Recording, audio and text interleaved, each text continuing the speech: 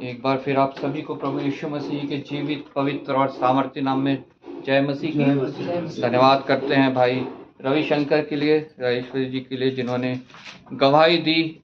गवाही के द्वारा जो गवाही सुनते हैं उनका विश्वास और दृढ़ होता है, उनका विश्वास और प्रभु में बढ़ता है और उनको भी छुटकारा मिलता है।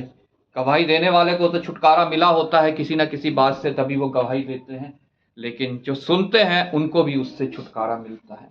और सबसे बड़ी गवाही तो हमारी यही है कि आज हम कलीसिया में उपस्थित हैं, प्रभु के चरणों में बैठे हुए हैं। प्रभु ने हमें चुना है, हमें धन्य किया है। इससे बड़ी कोई आशीष हमारे लिए नहीं है, कोई गवाही हमारे लिए नहीं है। जितने प्रभु को आदर देते हैं, प्रभु को मान देते हैं, सम्मान देते हैं, अपने जीवन में प्रथम स्थान देते हैं, वो प्रभु के ठहराए हुए समय पे प्रभु के भवन में उपस्थित होते हैं और एक कलीसिया के रूप में प्रभु के सामने उपस्थित होकर उसको भेंट चढ़ाते हैं, उससे विनती निवेदन प्रार्थनाएं करते हैं, उसके वचन के द्वारा उसकी वाणी को सुनते हैं, क्योंकि यही मनुष्य का सबसे उत्तम भाग है, जिसके द्वारा उसको छुटकारा मिलता है, जिसके द्वारा उसे अनंत जीवन मिलता है, जिसके द्वारा वो अपने आप को इस योग्य बनाता है, तैयार करता है कि उस मुकुट को पा सके जो प्रत्येक परमेश्वर के डरवैये के लिए, जो अंत तक धीरज धरे रहेगा, उसके लिए तैयार किया गया है। हालेलुया। प्रभु का वचन हमने पढ़ा था आज, पहला पत्रस उसका 5 अध्याय उसकी 7 आयत। अपनी सारी चिंता उसी पर डाल दो क्योंकि उसको तुम्हारा ध्यान है। अपनी सारी चिंता उसी पर डाल दो क्योंकि उसको तुम्हारा ध्यान है। आइए हम प्रार्थना करें। धन्यवाद पिता परमेश्वर, धन्यवाद करते हैं पिता परमेश्वर तेरे जीवित सामर्थी वचन के लिए जो निश्चय कार्य करते हैं। प्रभु धन्यवाद करते हैं पिता परमेश्वर, जितनों ने आज तेरा वचन पढ़ा है वो तेरे वचन को समझे और पिता परमेश्वर तेरी वाणी को सुने और प्रभु उसको ग्रहण करके पिता परमेश्वर सचमुच पिता परमेश्वर हर एक चिंता से मुक्त होने पाए और पिता परमेश्वर अपनी हर एक चिंता तेरे ऊपर डालने वाले हो सके। प्रभु धन्यवाद करता हूँ पिता परमेश्वर, आए हुए प्रत्येक जन के लिए हमारे हृदयों की भूमि को तैयार कर। प्रभु हर एक वो पिता परमेश्वर खरपतवार उससे निकाल पिता परमेश्वर, जो तेरे वचन के बीज को दबाती है और पिता परमेश्वर हमसे पिता परमेश्वर उसको दूर करती है और वो फलवंत नहीं होता है। प्रभु पिता परमेश्वर हृदय की भूमि को तैयार कर कि जब तेरा बीज पड़े तो वो बहुत सफल लाए प्रभु, क्योंकि यही पिता की इच्छा है। प्रभु धन्यवाद करता हूँ प्रभु, एक बार फिर तूने मुझे विश्वास योग्य जाना है, सामर्थ दी है प्रभु और यहाँ खड़ा किया है। प्रभु मुझ में कोई काबिलियत नहीं, कोई बल नहीं, कोई समझ नहीं, कोई बुद्धि नहीं पिता परमेश्वर, कोई बोलने की पिता परमेश्वर मेरे में पिता ऐसी बात नहीं है कि जो पिता परमेश्वर मैं अच्छा वक्ता हूँ, लेकिन प्रभु मैं तेरा धन्यवाद करता हूँ पिता परमेश्वर, फिर भी तू मुझे इस्तेमाल करता है और पिता परमेश्वर अपनी आत्मा की भरपूरी से पिता परमेश्वर इस्तेमाल करता है। आज फिर अपनी आत्मा की भरपूरी दे प्रभु, तेरी आत्मा हमारे बीच में मौजूद है। मैं तेरा धन्यवाद करता हूँ प्रभु, आदर महिमा तुझे देते हुए धन्यवाद के साथ प्रभु यीशु के नाम से मांगते हैं, आमीन। कितना आसान सा काम परमेश्वर ने मेरे और आपको करने को कहा है। छोटी सी एक आयत, पहला पत्रस 5 अध्याय उसकी 7वीं आयत। अगर उस आयत को हम ग्रहण कर लेते हैं, उस पर हम विश्वास कर लेते हैं, तो हमारा जीवन पूरी रीति से बदल जाता है। हालेलुया। प्रभु का वचन कहता है इफिसियो उसके 8:37 में कि परमेश्वर अपने मत की इच्छा के अनुसार कार्य करता है। हालेलुया। परमेश्वर अपनी मत की इच्छा के अनुसार कार्य करता है। वो मेरी मत की इच्छा के अनुसार नहीं, मतलब मेरी बुद्धि की इच्छा के अनुसार नहीं, आपकी बुद्धि की इच्छा के अनुसार नहीं, वो अपने बुद्धि की इच्छा के अनुसार कार्य करता है। वो मेरे लिए क्या चाहता है, आपके लिए क्या चाहता है, मुझसे बेहतर, आप लोगों से बेहतर वो जानता है। हो सकता है हम सोचते हो ये हमारे लिए अच्छा है, ये हमारे लिए बहुत अच्छा है, ये हमारे लिए उत्तम है, लेकिन वो सर्व उत्तम देने वाला हमारा परमेश्वर है। वो सर्व उत्तम देने वाला हमारा परमेश्वर है। प्रभु के वचन में लिखा है, हर एक उत्तम दास स्वर्ग की ओर से है। हालेलुया। संसार में हम चाहे कुछ भी प्राप्त कर लें, कितनी धन दौलत प्राप्त कर लें, कितनी शिक्षा प्राप्त कर लें, गाड़ी बंगले बना लें, हम अपने जीवन को, अपने शरीर को सुख विलास में डाल दें, कितना ही हम सोच ले कि हमारे लिए यह सबसे अच्छा है, लेकिन अगर वो परमेश्वर की ओर से नहीं है तो वो हमारे नाश का कारण है। वो हमारे नाश का कारण है, क्योंकि सर्वोत्तम हमें परमेश्वर की ओर से मिलता है। और चाहे वो हमारे लिए 2 रोटी, 2 जोड़ी कपड़े, एक छत का इंतजाम है और कुछ नहीं है हमारे पास, वो अगर परमेश्वर की ओर से है तो वो हमारे लिए सर्वोत्तम है। हमने इसी पत्रस में पढ़ा कि नीच कमाई के, दूसरी आयत में लिखा है 5:2 में कि परमेश्वर के उस झुंड की जो तुम्हारे बीच में है रखवाली करो, और यह दबाव से नहीं परंतु परमेश्वर की इच्छा के अनुसार आनंद से। और एक बहुत इंपॉर्टेंट बात लिखी है, और नीच कमाई के लिए नहीं पर मन लगा कर करो। हालेलुया। हालेलुया। आज हम देखते हैं प्रभु के वचन को लेके कई लोग जो है वो सिर्फ इसको कमाई का साधन समझते हैं। हालेलुया। अपने पेट की सेवा वो कर रहे हैं, परमेश्वर के वचन को लेकर इसको तोड़ मड़ोड़ के, उल्टा सीधा करके, इसमें से लोगों को धोखा देते हुए, लोगों को भरमाते हुए जो है वो इसमें से बता रहे हैं और अपनी कमाई कर रहे हैं। लेकिन प्रभु का वचन में साफ साफ लिखा है, नीच कमाई के लिए नहीं पर पूरे हृदय से, पूरे मन से हमें इस कार्य को करना बहुत आवश्यक है। क्योंकि वही है अगर जिसके ऊपर हम अपनी चिंता को डाल देते हैं, प्रभु का वचन कहता है उसे मेरे से बढ़कर मेरी चिंता है। मेरे से बढ़कर मेरी चिंता है। अपनी सारी चिंता उसी पर डाल दो, क्योंकि उसको तुम्हारा ध्यान है। वो हमारा ध्यान करता है, वो हमारी चिंता करता है। उसे पता है हमें किस समय किस चीज की आवश्यकता है। हो सकता है हम सोचते हो आज हमें इस चीज की आवश्यकता है, लेकिन मेरे परमेश्वर को पता है अगर वो आज नहीं दे रहा है तो ये हमें विश्वास करना है कि हमें आज उसकी आवश्यकता नहीं है, और अपनी बुद्धि का इस्तेमाल नहीं करना है उसको प्राप्त करने के लिए। अगर हम अपनी बुद्धि का इस्तेमाल करते हैं उसको प्राप्त करने के लिए, तो फिर शैतान हमारे सामने आके खड़ा हो जाता है और हमारे को अपने तरफ ले जाता है, बहुत चीजें दिखाता है। वो प्रभु यीशु मसीह को भी उसने दिखाई, पत्थर दिखा के कहा इन्हें रोटी बना दे, बोल ये रोटी बन जाए। उसे कहा कि कूद जा, लिखा है कि स्वर्गदूत आके तेरे को बचा लेंगे। बहुत सारा धन दौलत भी दिखाया कि तू इसे दंडवत कर तो मैं ये सब तुझे दे दूंगा। शरीर की अभिलाषा, आंखों की अभिलाषा, जीविका का घमंड शैतान हमारे सामने रख देता है। हमारी आदि माता के सामने भी उसने उसको रखा। अरे कितना सुंदर फल है, कितना सुंदर फल है, खा ले इसको, कुछ नहीं होगा, बल्कि तुम परमेश्वर के तुल्य हो जाओगे। शैतान आके खड़ा हो गया और उसने पूरे मनुष्य जाति के जीवन को कलंक लगा दिया, श्रापित कर दिया, इस पृथ्वी को श्रापित कर दिया।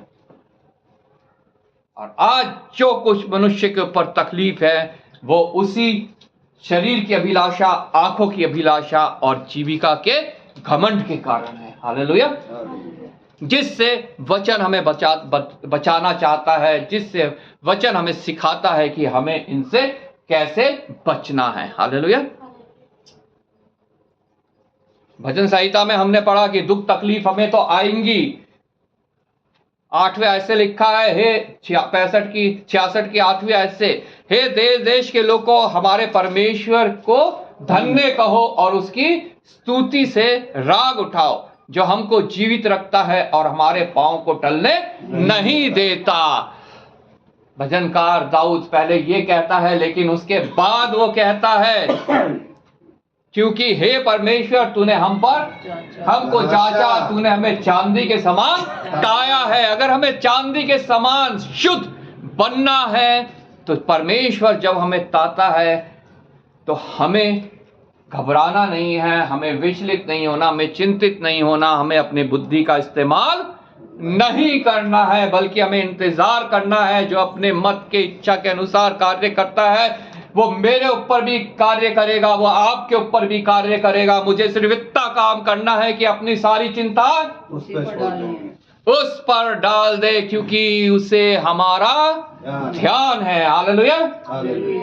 तूने हमको जाल में फंसाया और हमारी कटी पर भारी बोझ बांधा है। हो सकता है आज हम में से भी कोई जाल में फंसे हुए हो, हमारी कटी पे भी भारी बोझ हो, हम भी हमारे हृदय बोझ से दबे जा रहे हों।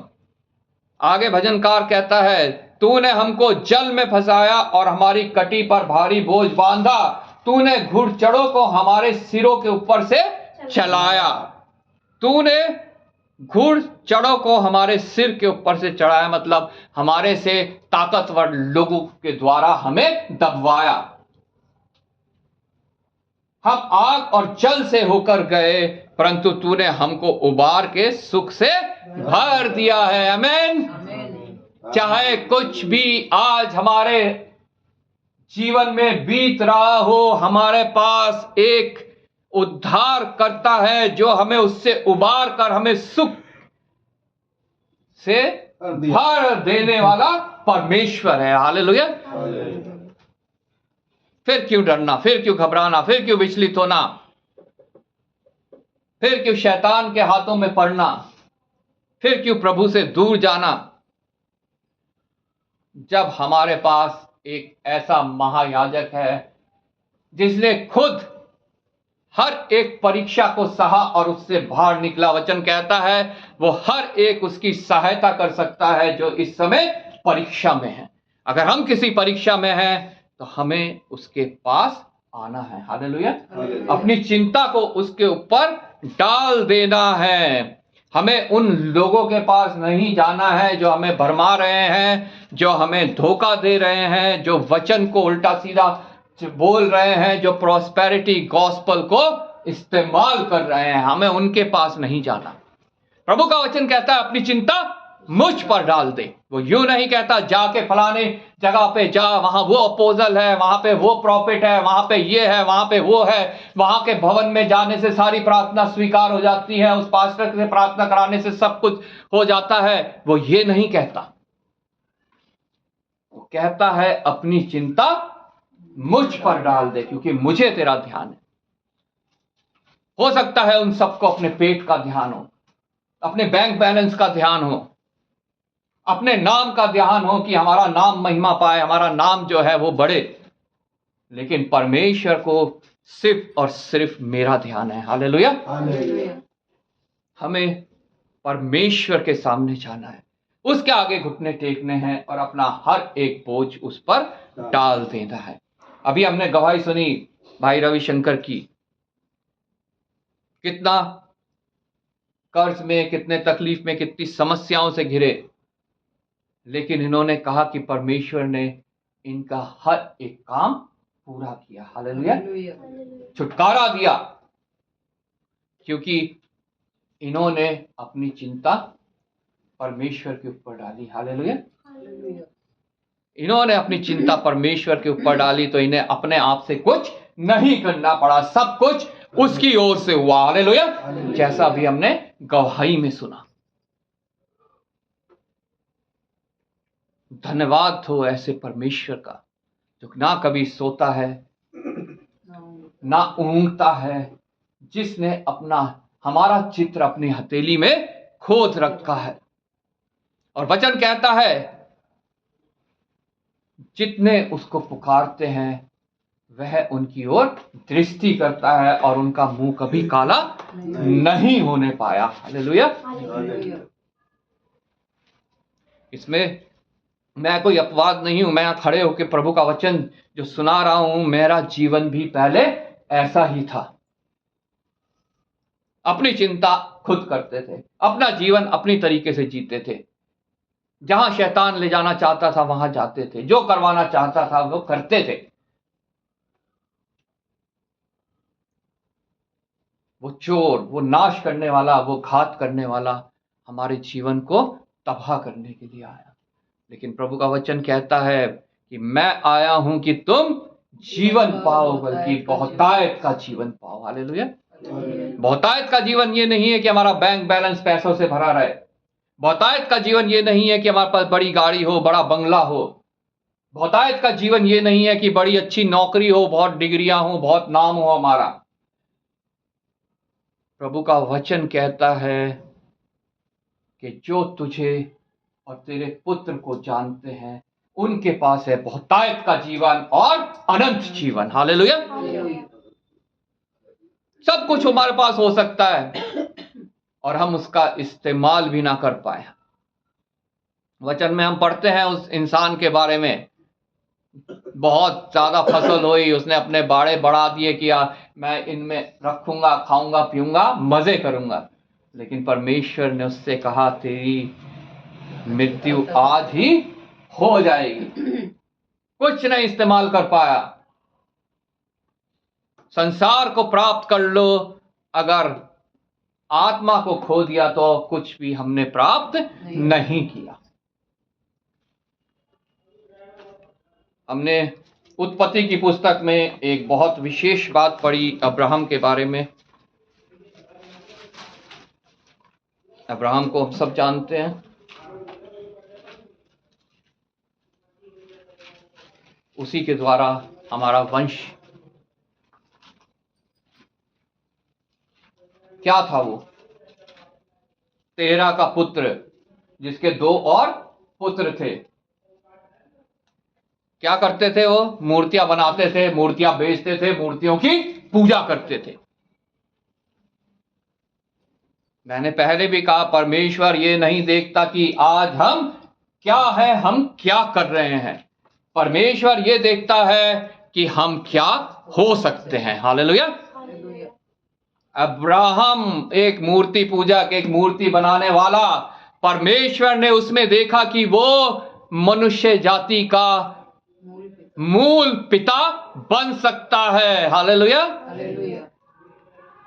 उसने उसको आज्ञा दी निकल जा, अपने परिवार से निकल जा। उसके 2 भाई और उसका एक भतीजा हरान का पुत्र लूत, सब साथ रहते थे। लेकिन परमेश्वर ने उसको कहा वहां से निकल, इनके बीच में से निकल। आज वो मुझसे और आपसे भी कह रहा है, अगर हम किसी ऐसी संगति में हैं तो वो मुझे और आपको कह रहा है इनके बीच में से निकल जा, इनके बीच में से निकल जा। उसके पास कुछ भी नहीं, खाली हाथ, वो अपने पत्नी के साथ, उसका पालक भी नहीं है कोई, वो अपने भतीजे को लेके वहां से निकल गया। और अब आगे पढ़ते हैं, उसको परमेश्वर ने प्रतिज्ञा दी कि तुझे मैं पूरी जाति का मूल पिता बनाऊंगा, मैं तुझे आशीषित करूंगा और आशीष का मूल बनाऊंगा। लेकिन कहीं कुछ नजर नहीं आ रहा। उस समय कहीं कुछ नजर नहीं आ रहा और वो विश्वास में स्थिर रहे। एक बार को सारा जो है वो विश्वास में अस्थिर हो गई थी। वो हंसी परमेश्वर की बातों पे कि मैं कैसे संतान उत्पन्न कर सकती हूँ, मेरा पति बुढ़ा है, मैं बांझ हूं और बूढ़ी हो गई हूं, अब हमारे संतान कैसे हो सकती है। लेकिन ये भूल गई कि वो अपनी इच्छा के मत के अनुसार कार्य करता है। अपनी सारी चिंता उस पर डाल दे, उसको तेरा ध्यान है। उस समय तक कुछ नजर नहीं आया। 25 वर्ष बीत गए लेकिन उन 25 वर्ष में अब्राहम विश्वास में दृढ़ रहा कि मेरे परमेश्वर ने ये कहा है तो निश्चय वो ऐसा ही करेगा। हालेलुया। 25 वर्ष बाद सारा गर्भवती हुई और उसको एक पुत्र उत्पन्न हुआ। इतने लंबे इंतजार के बाद शैतान जल्दी से कुछ भी हमें दे देता है, हमें लालच देता है, हमें जल्दी से कुछ भी दे देता है, लेकिन परमेश्वर पहले हमें जांचता है, हमें तैयार करता है कुछ देने से पहले कि हम उसको लेकर उसको संभाल सके। हालेलुया। हालेलुया।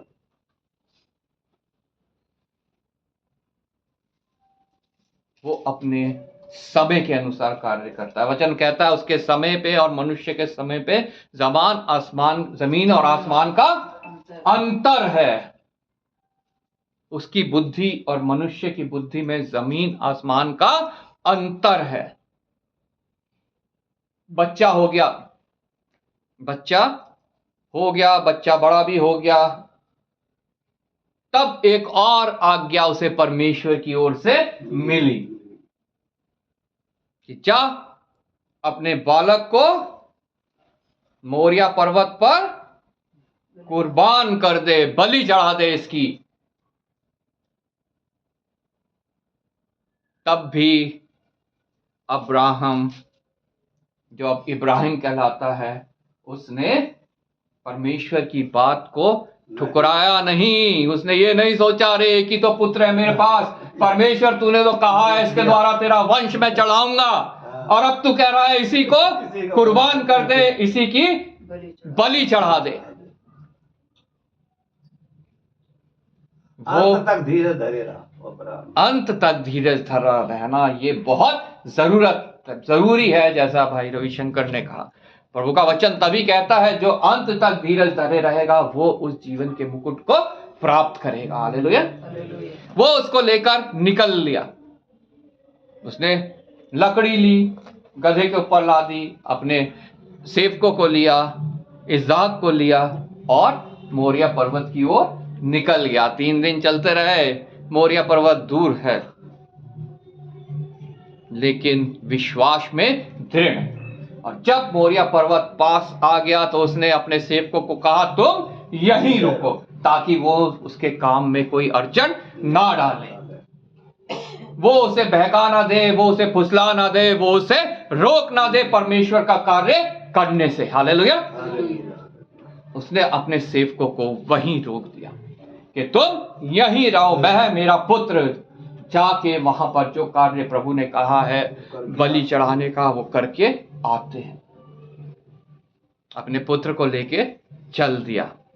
पुत्र उत्सुक था, वो देख रहा था कि हमारे पास बलि का बकरा तो है ही नहीं, लकड़ी है, छुरी है, हम हैं बलि चढ़ाने वाले, लेकिन बलि का बकरा तो है ही नहीं। उत्पत्ति 22 उसका मेमोरी वर्ष हमने पढ़ी 8 आयत। अब्राहम ने कहा, हे मेरे पुत्र, परमेश्वर होम बलि की भेड़ का उपाय आप ही करेगा।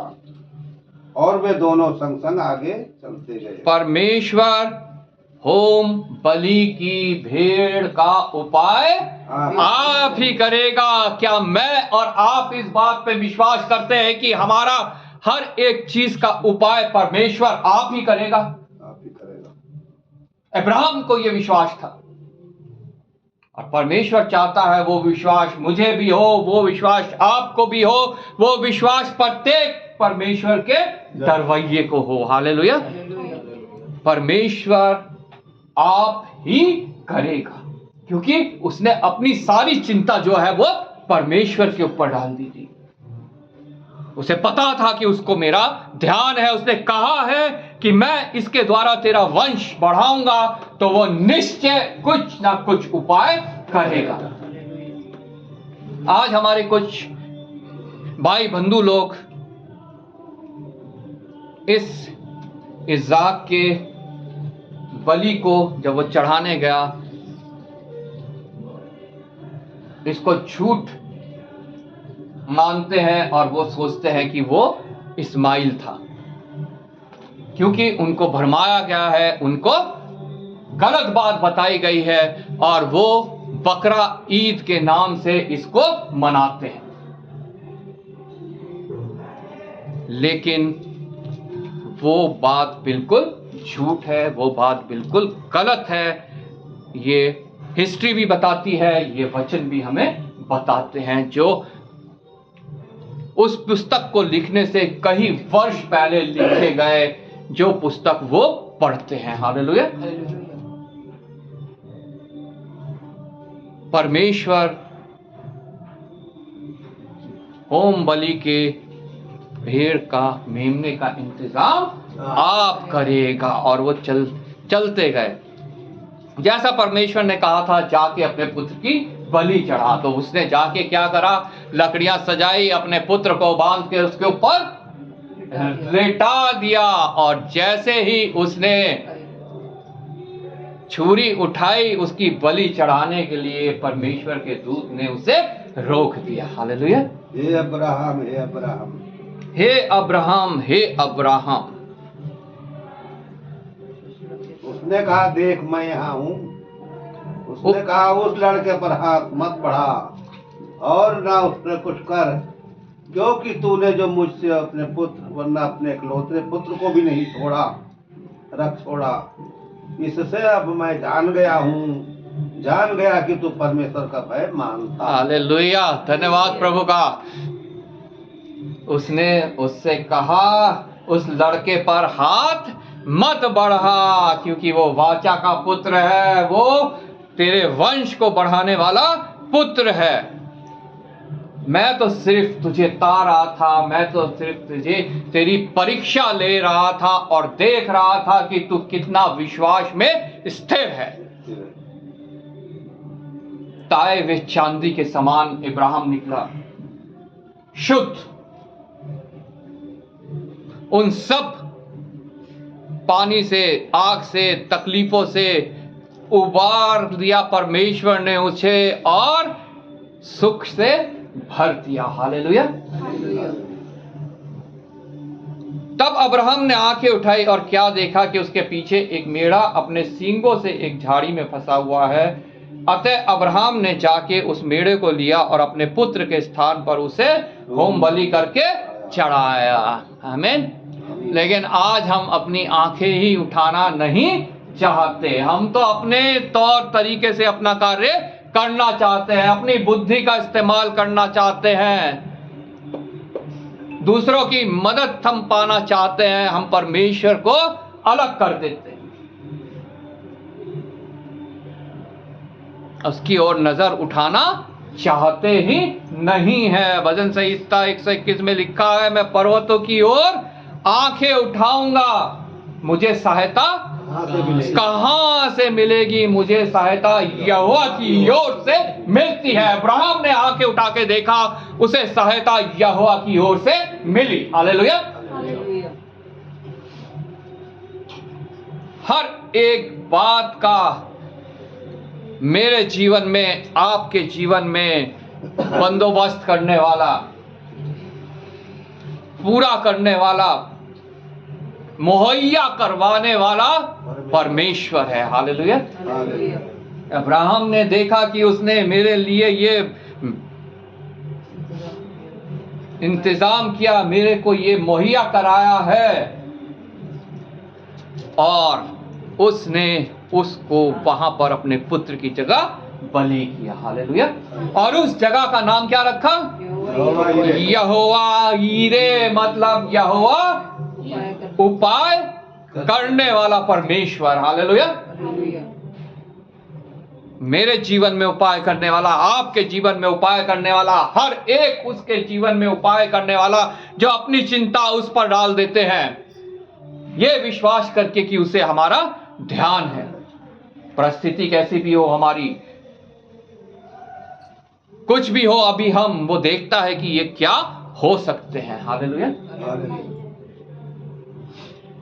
वो ये देखता है कि ये अभी कौन से मार्ग पर चल रहे हैं। मैंने 2 मार्ग इनको बताए हैं। एक मार्ग है चौड़ा, भव्य, सुख विलास से भरा हुआ, उस पर चल रहे हैं। जिस मार्ग का दरवाजा खुलता है उस जगह पे जहां अनंत काल की मृत्यु है, या उस मार्ग पे चल रहे हैं जहां अभी सकरा मार्ग है, दुख है, तकलीफ है, बीमारी है, कमी घटी है, संकट है, और वो हर चिंता मुझ पर डाल रहे हैं, तो ये उस द्वार के प्रवेश करेंगे जहां आगे राजमार्ग है सोने का। हालेलुया। अब निर्णय मेरा है, निर्णय आपका है, हम इस पृथ्वी पे कौन सा मार्ग चुनते हैं। इस पृथ्वी के राजमार्ग को चुनते हैं जो पहुंचाता है नरक की आग में, या हम इस पृथ्वी के सकरे मार्ग को चुनते हैं जो खुलता है उस राजमार्ग में जो सोने की सड़कें हैं, ना दुख है, ना तकलीफ है, ना आंसू है, ना भूख है, ना प्यास है, ना बीमारी है, ना कमी है, ना घटी है। हालेलुया। जहां सदैव हम परमेश्वर के साथ रहने वाले हैं, प्रभु यीशु के साथ रहने वाले हैं। यहोवा ईरे, उपाय करने वाला वो ही है। विश्वास मुझे करना है, विश्वास आपको करना है, विश्वास पूरे मनुष्य को करना है, प्रत्येक मनुष्य को, चाहे वो मसीह है चाहे नहीं है। जो कोई उसके पास आएगा वो नाश नहीं होगा परंतु अनंत जीवन पाएगा, क्योंकि उसने सबके लिए कुर्बानी दी, वो सबके लिए कुर्बान हुआ। परमेश्वर ने मेरे लिए, आपके लिए अपने पुत्र को बलि किया ताकि जो कोई उस पर विश्वास करे वो नाश ना हो परंतु अनंत जीवन पाए। यहाँ पे उसकी छाप हम इब्राहिम के रूप में देख सकते हैं, जिसने अपने इकलौते पुत्र को भी ना रख छोड़ा। मेरे परमेश्वर ने अपने इकलौते पुत्र को भी ना रख छोड़ा। हर एक बलि उसने खत्म कर दी एक बार और हमेशा के लिए, अपने पुत्र को मेरे लिए, आपके लिए बलि चढ़ाकर। करना इतना है विश्वास, इस बात पे हमें विश्वास करना है।